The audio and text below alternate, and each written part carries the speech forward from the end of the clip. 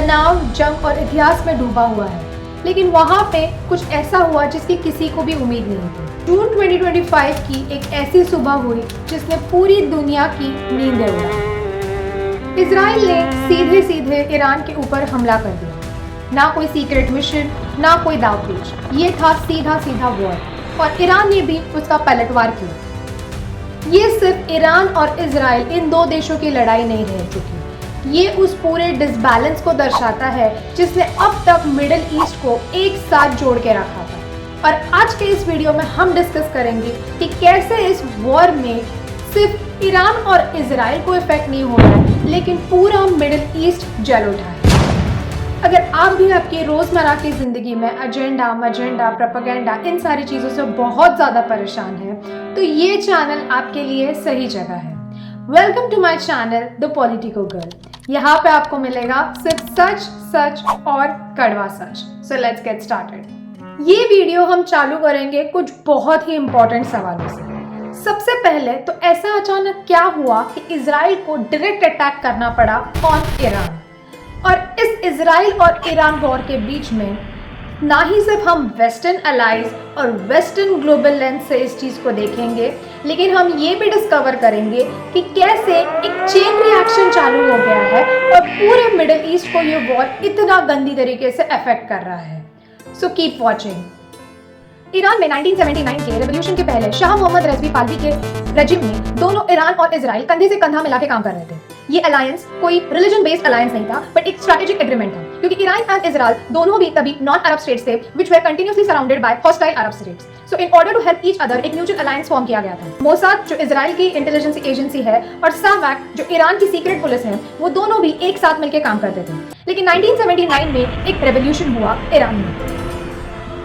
1979 के रेवोल्यूशन के बाद ईरान एक थियोक्रेटिक इस्लामिक रिपब्लिक में कन्वर्ट हो गया under the regime of Khomeini, और उन्होंने डायरेक्टली इजराइल को लिटिल सैतन करके डिक्लेयर कर दिया और अपना स्वर्न एनिमी माना। इतना ही नहीं, बल्कि उन्होंने इजराइल के साथ सारे मिलिट्री, पॉलिटिकल और ट्रेड रिलेशंस को तोड़ दिया और एंटी इजराइल ग्रुप्स जैसे हिजबुल्लाह को वो सपोर्ट करने लगे। ईरान और इजराइल के बीच में कई सालों से प्रॉक्सी वॉर्स ऑलरेडी चल चुकी है, लेकिन 2025 आते आते ऐसा कुछ हुआ कि इजराइल को डायरेक्ट हमला करना पड़ा।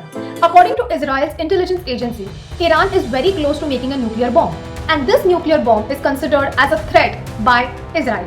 क्योंकि इजराइल को और इजराइल के गवर्नमेंट और इजराइल एज अ कंट्री को ईरान ने अभी तक एक्सेप्ट ही नहीं किया है। इनफैक्ट ईरान के बहुत सारे हार्डकोर लीडर्स ने ये तक कहा है कि हम इजराइल का नामो निशान इस दुनिया के नक्शे से मिटा देंगे। इस चीज को इजराइल ने एज अ रेड लाइन समझा और उन्हें ऐसे लगा कि if we don't attack we will get attack.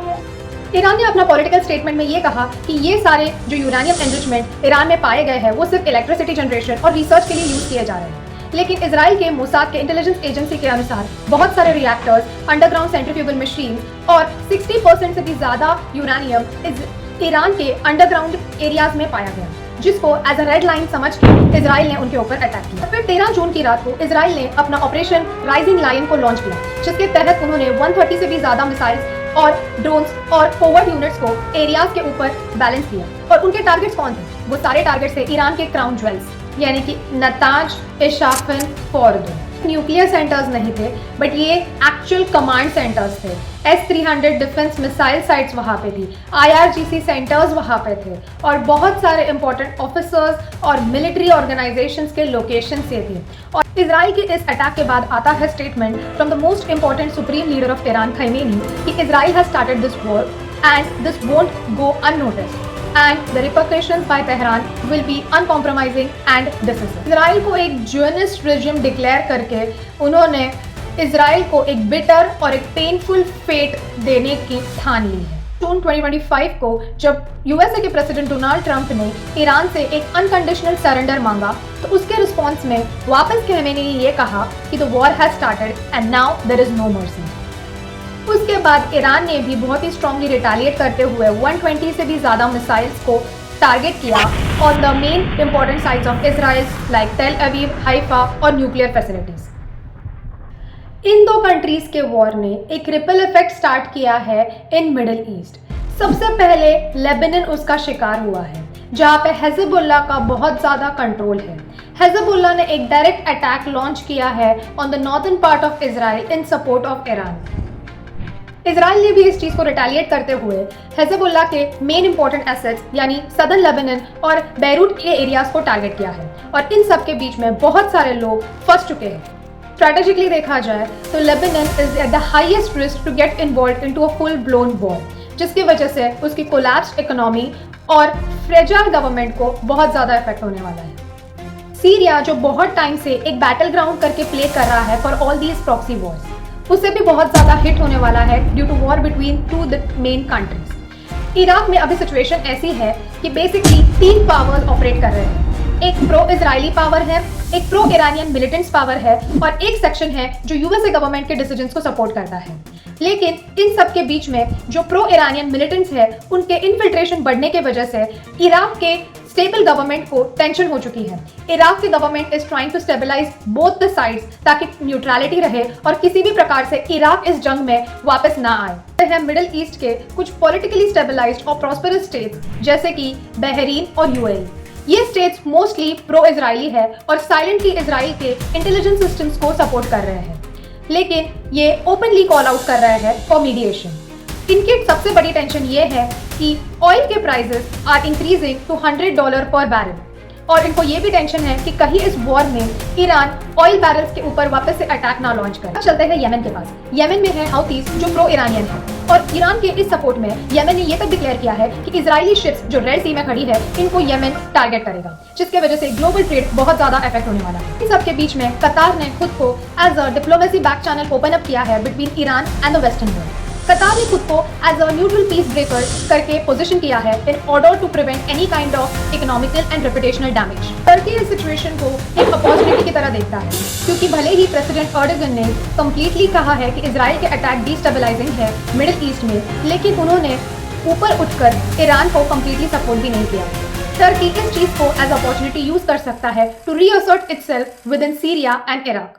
So after all this chain reactions, आपको ये तो समझ में आ गया रहेगा माय डियर फ्रेंड्स कि इराक से लेके ईरान तक और सीरिया से लेके रेड सी तक कोई भी ऐसा एरिया अनटच नहीं रहा है बाय दिस वॉर, जिसका मतलब ये है कि अभी पूरा का पूरा मिडिल ईस्ट एक बैटल ग्राउंड बन जाएगा फॉर वॉर कॉन्सिक्वेंसेस। लेकिन माय डियर फ्रेंड्स कॉन्सिक्वेंसेस इससे बहुत ज्यादा होने वाले हैं। So let's see how world leaders reacted. सबसे पहले डोनाल्ड ट्रंप ने ईरान को अनकंडीशनल सरेंडर करने के लिए कहा है। वहीं G7 में मैक्रोन ने ये कहा है कि वो इजराइल के फर्स्ट डिफेंस पॉलिसी को सपोर्ट करते हैं, लेकिन ये वॉर स्टॉप होना चाहिए। वहीं रशिया ने मीडिएशन और टॉक्स को प्रमोट किया है। चाइना ने भी रशिया की तरह टॉक्स के लिए मीडिएशन के लिए प्रमोट किया है, लेकिन ऑयल प्राइसेस बहुत ज्यादा बढ़ गए हैं और स्ट्रेट ऑफ हॉर्मुज ट्रेम्बल हो चुका है। मेन क्वेश्चन पे whom to blame for this war? Iran जो यूरानियम एनरिचमेंट्स बढ़ा रहा है up to 60% to threaten its allies, या फिर इजराइल जिन्होंने कोई भी पॉलिटिकल डिप्लोमेसी का रूप ना यूज करते हुए डायरेक्टली अटैक कर दिया ईरान के न्यूक्लियर फैसिलिटीज के ऊपर और इतनी सारी लोगों की जान ले ली, या फिर ग्लोबल कम्युनिटीज जो इतने ज्यादा बड़े पैमाने पे वॉर स्टार्ट होने के बाद भी हाथ पे हाथ धरे बैठे रहे। But now it's a fact that the war has started और ये वॉर सिर्फ मिडिल ईस्ट को ही अफेक्ट नहीं करेगा, लेकिन ग्लोबली सबको अफेक्ट करेगा है, कॉमन मैन को।